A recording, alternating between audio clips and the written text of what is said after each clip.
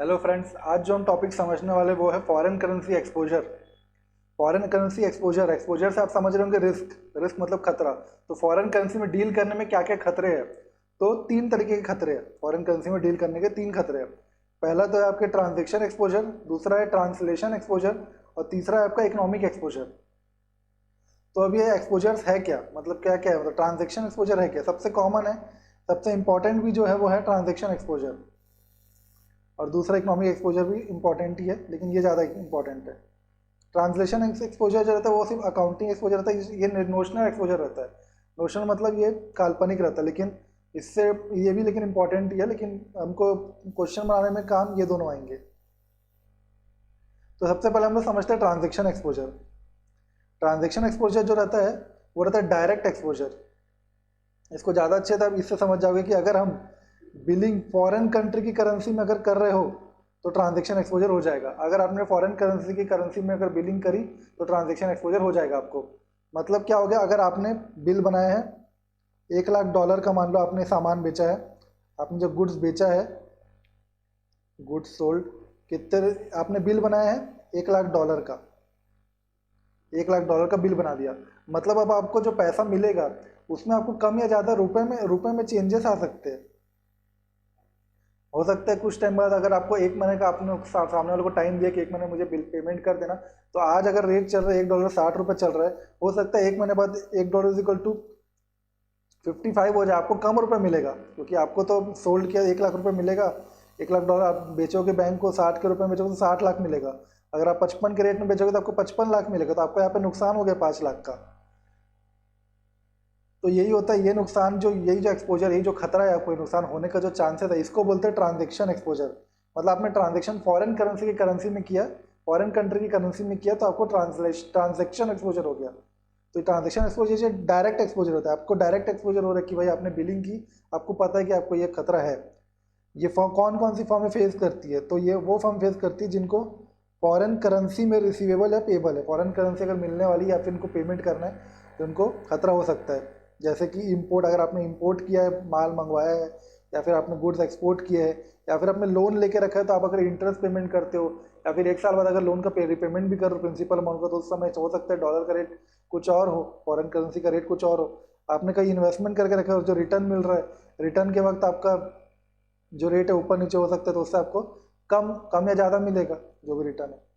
तो transaction exposure को हम लोग हेज कर सकते हैं, हम इससे बच सकते हैं। हेज मतलब अपने आप को बचाना। ये सब मेथड्स है, फॉलोइंग मेथड से हम अपने आप को बचा सकते हैं। एक तो होता है इंटरनल हेजिंग और दूसरी होती है एक्सटर्नल। इंटरनल मतलब आपस में हमने बातचीत कर ली, आपस में अगर हम लोग बात कर लेते हैं तो उसको बोलते हैं इंटरनल, मतलब लीडिंग या फिर लैगिंग। ये दो अलग अलग टाइप की हेजिंग है। लीडिंग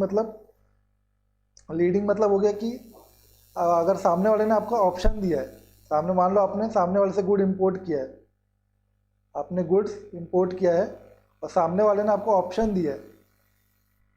ऑप्शन क्या है, या तो आज ही पेमेंट कर दो या तो एक महीने बाद पेमेंट करना। अगर आपको ये ऑप्शन मिला है तो इसको बोलते हैं, अगर आज ही, अगर आप डिसीजन लेते हो कि मैं आज ही पेमेंट करूंगा तो इसको बोलते हैं लीडिंग। और अगर आप डिसीजन लेते हो कि मैं एक महीने बाद पेमेंट करूंगा तो इसको बोलते हैं लैगिंग। लेट कर रहे हो आप थोड़ा पेमेंट, अपना टाइम लेके पेमेंट कर रहे हो। और आज पेमेंट आप कब करोगे, जब आपको दिखे रहे भाई कि अगर आपको गुड्स पेमेंट करना तो आपको डॉलर खरीदना पड़ेगा, आज रेट चल रहा है 60, आपको लग रहा है आगे चल के डॉलर का रेट 65 हो सकता है, तो आपको खतरा है, मतलब आपको लग रहा है आपको ज़्यादा पेमेंट कर देना पड़ता, तो आप सोच रहे हो कि आज ही पेमेंट करना ज़्यादा सही रहेगा। या फिर अगर आपको लग रहा है $1 आज 60 है और आगे चल के 55 हो जाएगा, तो आप बोलेगे ठीक है, मैं तो एक महीना वेट करके आराम से एक महीने बाद पेमेंट करूँगा। तो इस तरीके से आप डिसीजन लोगे। तो ये हो गया लीडिंग लैगिंग। दूसरा होता है नेटिंग। नेटिंग मतलब होता है कि आपको वही सामने वाले को, आपने उस कंट्री में इंपोर्ट भी किया उस कंट्री से, और आप उस कंट्री में एक्सपोर्ट भी कर रहे हो, दोनों कर रहे हो, तो आप नेट कर लोगे। अगर आपको सामने वाले को ₹10 देने हैं, ₹10 देने हैं और लेने भी आपको ₹5 है, तो आप बोलोगे ठीक है भैया तू ₹5 रख सीधा, क्योंकि मुझे लेना 5 है, देना 10 है, तो मैं 5 दे के ख़त्म करूँगा काम को। तो उसी को बोलते हैं नेटिंग। तो इस तरीके से ये सब मेथड्स है। इनवॉइसिंग मतलब, इनवॉइसिंग तो वही, इसी से तो बनता है कि आपको इनवॉइसिंग से समझ में आ जाएगा कि आपको डॉलर में बिलिंग करनी है, या फिर अगर दूसरी कोई कंट्री करेंसी यूरो है तो यूरो में बिलिंग करनी है। इससे आप अपने आप को बचा सकते हो कि इसमें आपको फ़ायदा हो रहा है। एक्सटर्नल हेजिंग जो रहती है इसमें ये इंपॉर्टेंट है। एक्सटर्नल हेजिंग इसमें फॉरवर्ड कवर आता है जो कि हमने पहले ही समझ लिया है। मनी मार्केट कवर आता है जो कि बहुत इंपॉर्टेंट है। करेंसी ऑप्शन का हमको एक समझना पड़ेगा, एक करेंसी फ्यूचर समझना पड़ेगा, करेंसी स्वैप समझना पड़ेगा। तो एक्सटर्नल हेजिंग ज़्यादा इंपॉर्टेंट है। इंटरनल हेजिंग तो मतलब सिंपल है, अपने आप ही मतलब वो आप क्वेश्चन देख के ही समझ जाओगे कि इंटरनल हेजिंग में बोलना क्या चाह रहा है, क्वेश्चन खुद ही बता देता है। तो ये दो टाइप की हेजिंग होती है, इंटरनल हेजिंग और एक्सटर्नल हेजिंग। इंटरनल हेजिंग में आप लीडिंग लैगिंग कर सकते हो, नेटिंग कर सकते हो, मैचिंग कर सकते हो, इनवॉइसिंग कर सकते हो।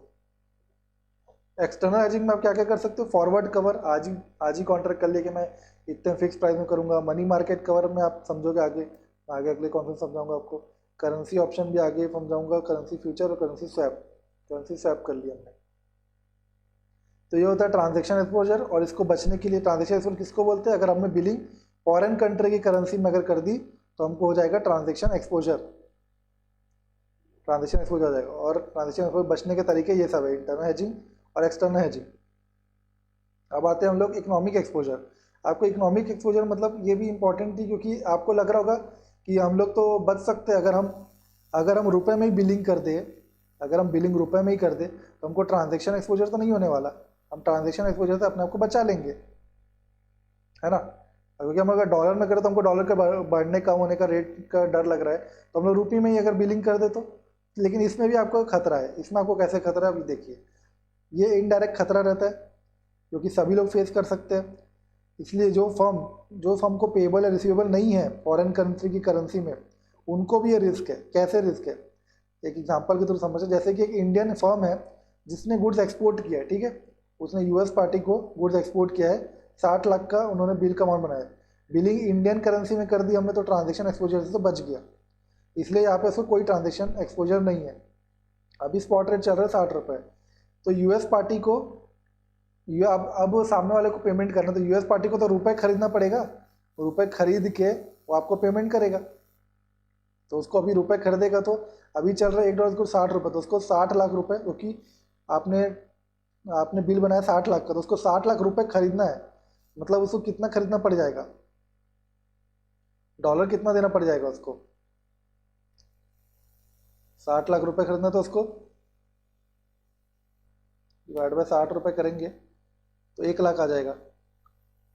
1 लाख डॉलर उसको देना पड़ेगा, तब जाके उसको 60 लाख रुपए मिलेगा और वो हमको पेमेंट कर देगा। लेकिन हमने उसको टाइम दिया है कि हमको आप 1 महीने बाद भी पेमेंट कर दोगे, तो वो आदमी 1 महीने बाद पेमेंट अगर करने का सोचता है तो। लेकिन 1 महीने बाद डॉलर डेप्रिशिएट हो गया, डॉलर में गिरावट आ गई, $1 40 रुपये का हो गया। अब तो सामने वाले को अब ज़्यादा डॉलर देना पड़ जाएगा रुपए खरीदने के लिए। मतलब अभी उसको 1 लाख डॉलर दे के वो 60 लाख रुपए पा ले रहा था, लेकिन अब उसको 60 लाख अगर रुपए चाहिए तो उसको डिवाइड करना पड़ेगा 40 से, मतलब उसको लग जाएंगे 1.5 लाख रुपए। 1.5 लाख डॉलर उसको देना पड़ेगा तब जाके उसके पास 60 लाख रुपए आएगा। तो एक तरीके से देखा जाए तो उसकी प्राइस तो बढ़ गई, सामने वाले इंपोर्टर की प्राइस तो बढ़ गई। पहले उसको 1 लाख डॉलर ही देना पड़ रहा था, लेकिन अब उसको देना पड़ रहा है कितना, 1.5 लाख डॉलर। 50 लाख एक्स्ट्रा देना पड़ रहा है उसको, 50 लाख डॉलर एक्स्ट्रा देना पड़ रहा है, 50,000 डॉलर एक्स्ट्रा देना पड़ रहा है उसको ज़बरदस्ती का। क्यों, क्योंकि सिर्फ रेट चेंज हो गया। तो इस तरीके से उसकी प्राइस तो बढ़ गई, उसकी प्राइस 50% से बढ़ गई। कैसे बढ़ गई, तो आप अगर निकालना चाहोगे उसकी प्राइस कितनी बढ़ गई, तो उसकी प्राइस बढ़ गई 50,000 से उसकी प्राइस बढ़ गई, लेकिन 1 लाख से बढ़ी, 1 लाख से 50,000 एक्स्ट्रा बढ़ गई, तो इंटू 100 करेंगे तो हमारा आ जाएगा 50% उसकी कॉस्ट बढ़ गई। उसकी कॉस्ट 50% से बढ़ गई।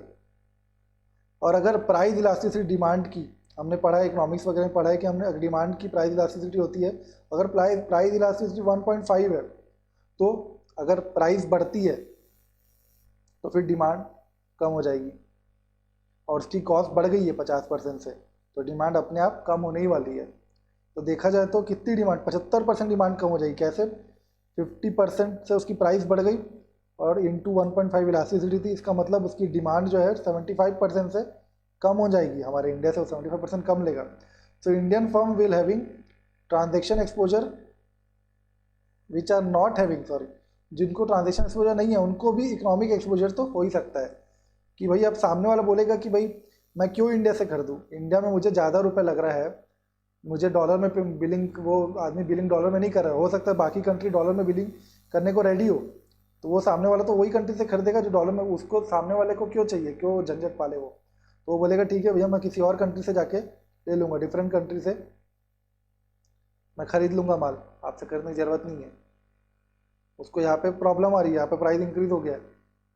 वही अगर यहाँ पे $1 = 70 हो जाता मान लो, तो वो उसके लिए तो प्राइस और कम हो जाता, तो उसके लिए प्राइस कम होता तो वो तो इंडिया से और खरीदता, प्राइस इलास्टिसिटी बढ़ जाती उस केस में, प्राइस डिमांड उसकी बढ़ जाती। तो ये हो गया ये हो गया इकोनॉमिक एक्सपोजर। हमने ट्रांजेक्शन एक्सपोजर पढ़ लिया, इकोनॉमिक एक्सपोजर पढ़ लिया। अब हम तीसरा पढ़ते हैं ट्रांसलेशन एक्सपोजर। ये कुछ नहीं है, ये तो मतलब वो हम लोग जो फॉरेन करेंसी फॉरेक्स जो हम लोग अकाउंटिंग में भी जो चैप्टर पढ़ते हैं हम लोग एफआर में, उसमें जो वही करते हैं कि हम लोग फॉरेन कंट्री की जो सब्सिडरी है या फिर फॉरेन ब्रांच है, उसको पेरेंट कंपनी के बैलेंस शीट में उसको करेंसी एक्सचेंज करते हैं, पेरेंट कंट्री की करेंसी के हिसाब से बनाते हैं। तो उसमें जो भी ऊपर नीचे होता है उसको बोलते हैं ट्रांजेक्शन। उसमें हमारा हो सकता है कुछ कम दिखे कुछ ज़्यादा दिखे, तो उसको बोलते, ये नोशनल एक्सपोजर रहता है, ये मतलब काल्पनिक रहता है। लेकिन इन रियल लाइफ ये एक्सपोजर अफेक्ट कर सकता है कंपनी की प्राइस वगैरह को। लेकिन यहाँ पे कैश फ्लो इन्वॉल्व नहीं है, no cash flows are involve, इसलिए यहाँ पे हम लोग को पैसे में तो कोई प्रॉब्लम नहीं है, ये नोशनल एक्सपोजर है। लेकिन इससे कंपनी की शेयर वगैरह में दिक्कत आ सकती है। तो ये होता है ट्रांसलेशन एक्सपोजर। तो हमने तीनों एक्सपोजर पढ़ लिए, एक तो ट्रांजैक्शन एक्सपोजर जो कि इम्पॉर्टेंट है, इकोनॉमिक एक्सपोजर पढ़ लिया और ट्रांसलेशन एक्सपोजर पढ़ लिया, तीनों पढ़ लिया हमने।